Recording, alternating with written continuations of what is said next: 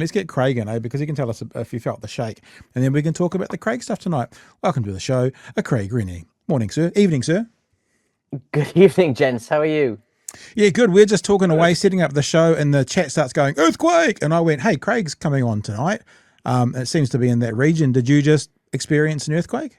I did. It's always an exciting feeling when you live on the side of a cliff, as I do, feel an earthquake.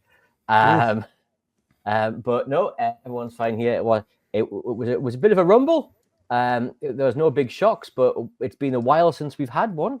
So, it was definitely a thing. At first I thought, the wind's getting up, because occasionally the wind, gets so much that you move it. But no, it was definitely a strong but not a severe earthquake.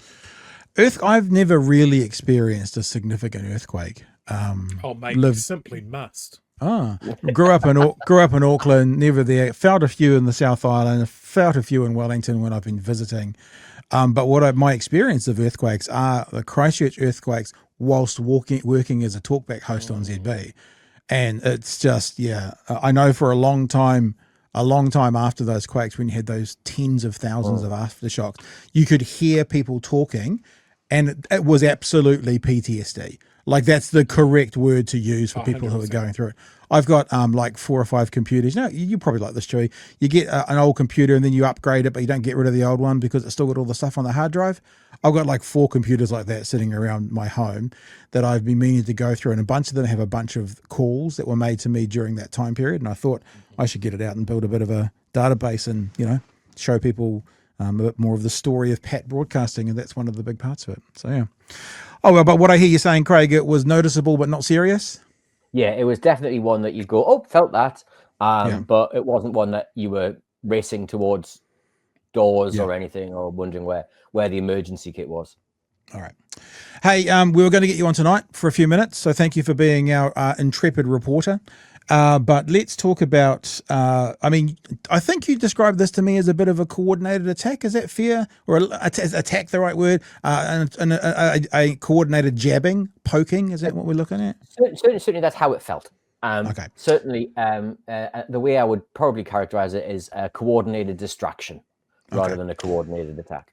So Simeon Brown started it all off, and Simeon Brown sent it out about 1:30 yesterday afternoon. And he said, is this the same person? I thought for a moment maybe he'd had a head injury and he was actually genuinely asking for help, but I think not. So Simeon Brown puts out a, like your 89-year-old grandfather go, is this the same person? But no. In the first, he puts out 2 tweets. In the first one from September 12th, 2023, Craig Renny says this: most of the main economic indicators are largely as advertised at budget in May. Unemployment peaks at 5.4 before falling to 4.6. Inflation falls to 2.5 by June 2025. Wages rise faster than inflation. Overall, this is better than many had feared would be the case. Tweet number 1. Yeah. And you can tell that Simeon Brown's done this because he's literally just got out his highlighter and then taken this photograph of it with a camera from the looks of things. He then sends out another tweet sent by Craig Renny, this time using purple. And you say in this one, unemployment reached a 9-year, high of 5.3%. Yep. The labour market took another turn for the worse. Unemployment growing, underemployment growing, fewer hours being worked, and wages are not keeping up with inflation. This data is another sign the economy is not working. A thread. We won't get onto the thread. And so then what happened at what time was it? 1:30ish. And then at 3 o'clock, Chris Pink retweeted it, which, we retweeted, but he says this: Labour rewriting history as well as economics, laughing till I'm crying emoji, every single time like clockwork. And then at 1:54, so that's just after it was sent, David Farrar. Now, this is interesting because this is not a retweet. So David Farrar has taken the exact same images, right? Same highlighter, same everything, but hasn't retweeted it. So hasn't given Simeon Brown credit for it, tweeted it out and says this. So we're all very clear, 5.4% underemployment is fine. Unemployment, sorry. But 5.3 is a disaster. And then from there, Liam here and I only know that because of the name of his thing, retweeted David Farrer's at 2:13.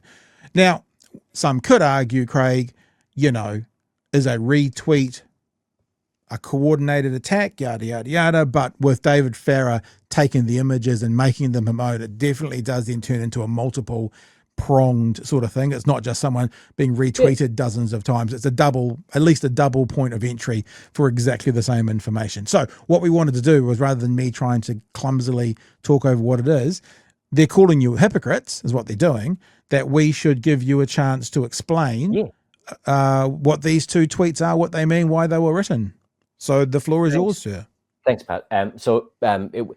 There are lots of iterations on this theme of the same tweets, and lots of them were put out by other people. Those are just some recognizable right-wing figures for the audience. Liam Hare, for example, does a lot of morning reports, 9 to noon political podcasts, for example, and he's a notable National Party figure in the same way as David Farrer is. So on the first tweet, if you can go to that first one.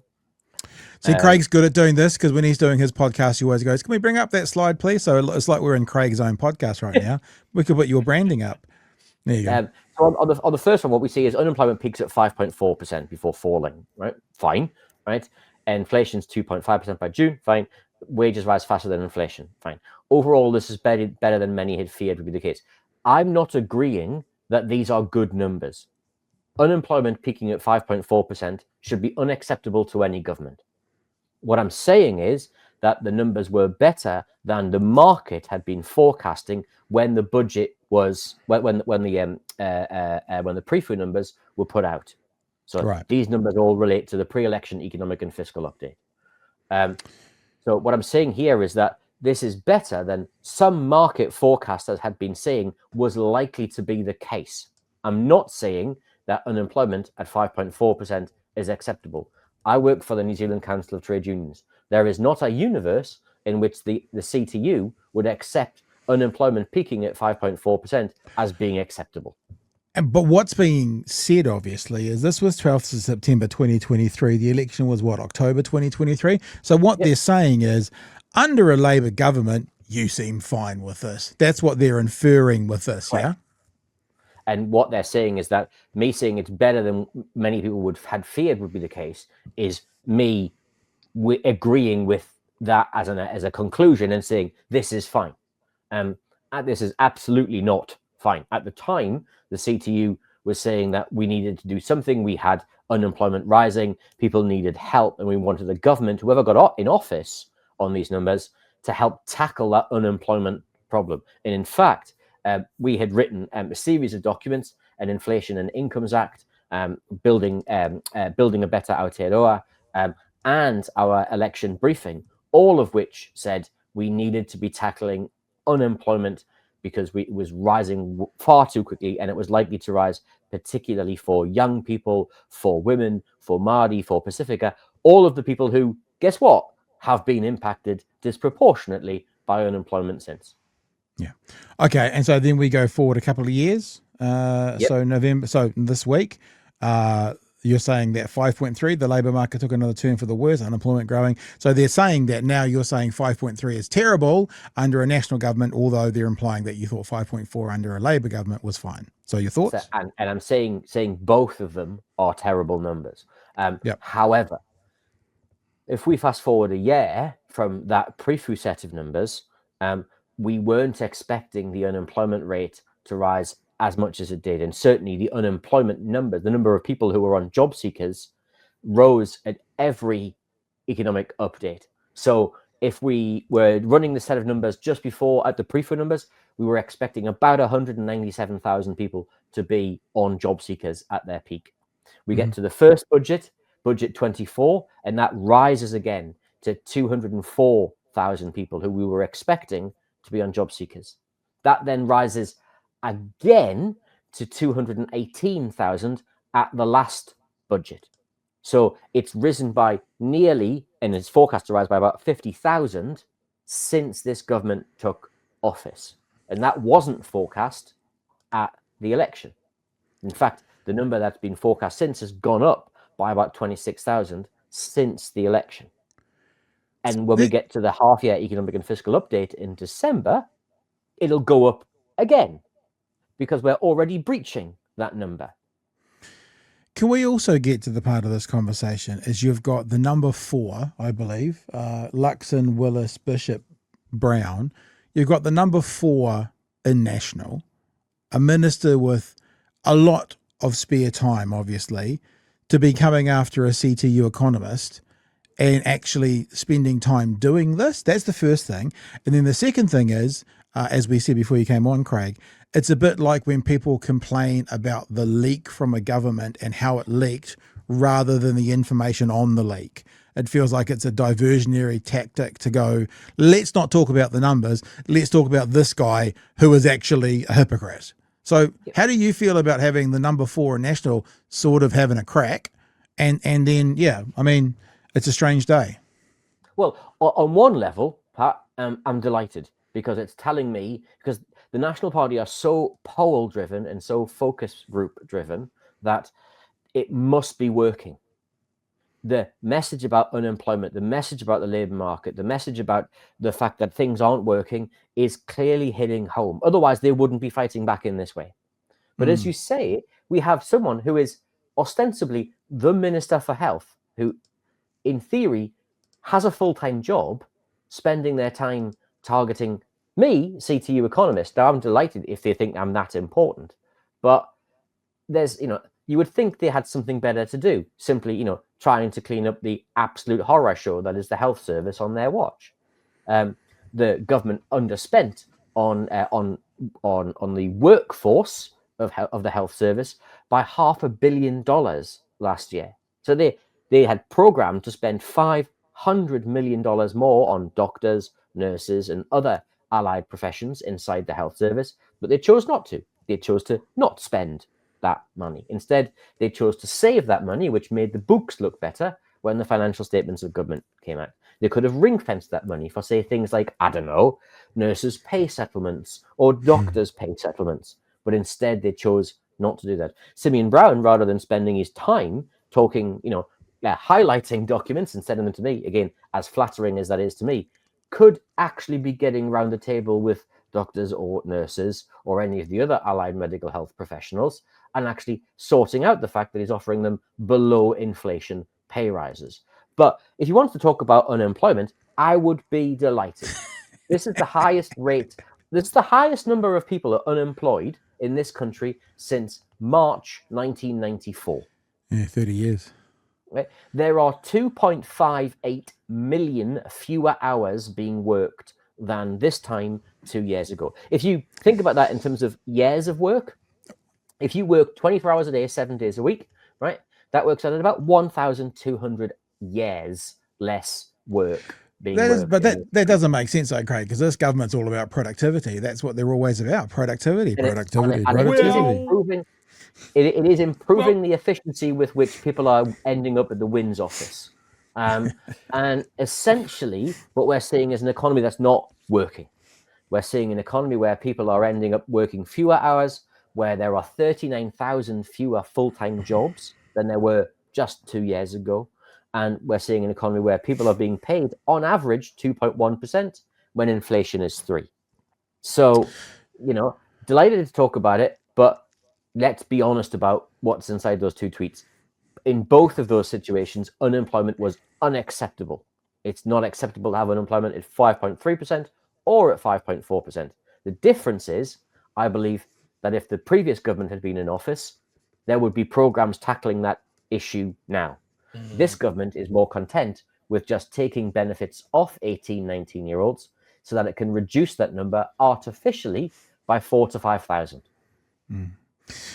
Craig, Chewie, were you going to say something there before we let Craig go? Yeah. I was just going to say, look, yes, they've talked about productivity and that sort of thing. They've also talked about go for growth. Maybe this is just setting the scene for go for growth, because if you start from the bottom, everything's growth. Is that not true? Well, it's certainly, we've heard two ministers now talk about, green shoots in the economy, and that, they can see, growth returning, right?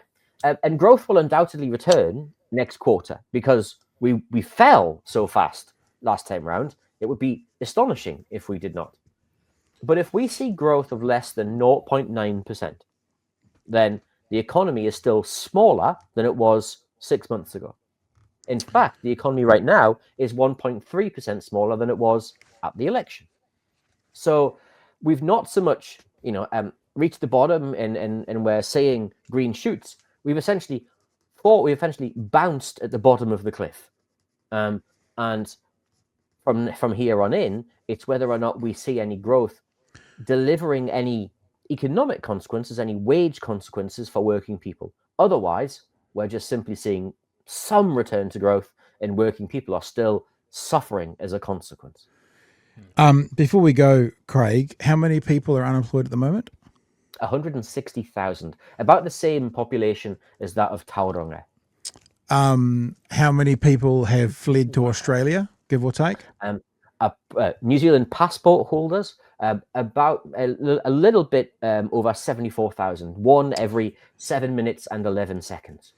So the thing that's happening as well with this government and their unemployment number of 5.4 is they're getting a bump because of those people who didn't stay in New Zealand. So if it was 234,000, which is the 160 plus 74, that's going to be more like an 8% unemployment rate, isn't it? It'll certainly be just shy of 7. Okay. My colleague Ganesh Nana calculated it on the previous quarter's data before the new data came out and got to 6.7%. Yeah. So that. But what's also true is that because we're working so many fewer hours, people are working part time. You only need to work 1 hour to not be unemployed. So if we look at the underemployment figure, which is the important figure, underutilization across the economy is now 406,000 people. That's a record. Wow. There are 411,000 people who are in receipt of a main benefit. Right? These are both record sets of numbers. Right? The economy is not working, and the welfare state's not working, and it's why people feel so poor. Because if inflation's 3%, and you're getting at best a 2% pay rise, you're still falling behind the cost of living. Yep. And you're likely to do so at least for a bit longer. 68% of workers got a pay rise less than inflation in the last year. All right. Hey, Craig, I will be drafting an email to Simeon Brown tonight to come on Locked Out with Craig Renny, because if he wants to know if it's the same person, probably the best idea would be to have him come have a chat with you. So we'll see how that goes and what kind of response we get from that over the next few days. But I will write that email tonight. I'll be looking forward. I'll be sending the minister an OIA requesting all communications between him and David Farrar for the week leading up to this particular date. Yes. Before we let you go, completely off topic, but I've noticed the lovely Brie, I think, is in the chat. I stole something off her Facebook page that you guys might be interested in. David Seymour's comments. I've had parents call me exasperated that their child's education has turned into an eternal marae visit with karakia before every class and Māori words littered through their maths questions. It is possible to respect the value and place of the Māori language and culture without artificially inserting it into every part of its life, yada, yada, yada. Bree's response, David Seymour refused an OIA request for evidence of phone calls he made about parents' complaints on te reo Māori in schools. He claimed the calls were in his ACT party role, not his ministerial role, but he publicly posted about the calls. Bree, you're very good at this. You're very good at this. Mm-hmm. But he publicly posted about the calls on his official MP Facebook page, tying them directly to his official capacity. Past ombudsmen are clear. Information produced in an official role is official by default. Ministers must prove if a, quote, different hat, end quote, applies. Seymour hasn't, and it goes on. So just a thought, little tidbits to just wet your whistle for your OIA investigation there as well, Craig. Thank you. Once again, a government minister hiding behind the OIA rules here, when if they're happy to say it on Facebook, they should be happy to produce the evidence on the other side. Yeah. And it's the least we would expect. Thank you for jumping in for this 18-minute, 5-minute phone call. That's how we roll. And we'll talk to you again super soon. And we'll see you down in Dunedin in the weekend of the 5th, 6th, eh? Looking forward to it. Indeed. Looking forward to it. All right, dude. All the best. Thank you.